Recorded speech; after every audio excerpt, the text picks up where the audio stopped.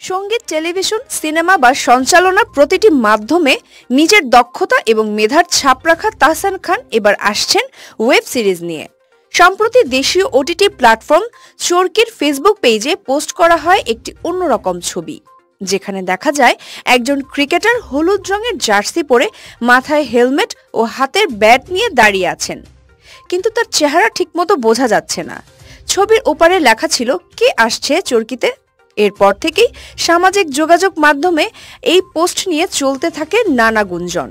তবে গুঞ্জনের উত্তর মিলেছে। খেলা যেমন একদিকে বিনোদন, কোটি দর্শকের মনোরঞ্জন করে, অন্যদিকে কিছু অসাধু চক্র এই খেলাকে কেন্দ্র করে বসায় জুয়ার আসর। ইদানিং অসংখ্য কোম্পানি গজিয়ে উঠেছে, যারা অনলাইনে পেতেছে জুয়ার ফাঁদ। এসব ফাঁদে পড়ে নিঃস্ব হচ্ছেন অনেকে।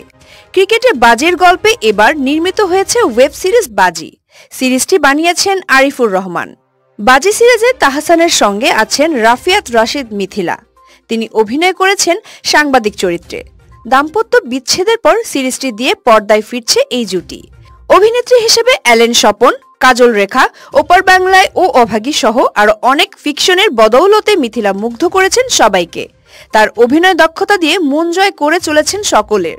এই সিরিজেও যে তার ব্যতিক্রম হবে না এমনটা আশা করাই যায়। তাহসান এবং মিথিলা ছাড়া এই সিরিজে আরও আছেন মনোজ প্রমাণিক, নাজিয়া হক অর্ষা, শাহাদাত হোসেন, মিম মান্তাসা, পার্থ শেখ, তাসনুভা তিশা, আবরার আতাহার সহ আরও অনেকে। জানা গেছে, সবকিছু ঠিক থাকলে ঈদুল আজহা উপলক্ষে ওটিটি প্ল্যাটফর্ম চরকিতে মুক্তি পাবে 7 পর্বের এই সিরিজ।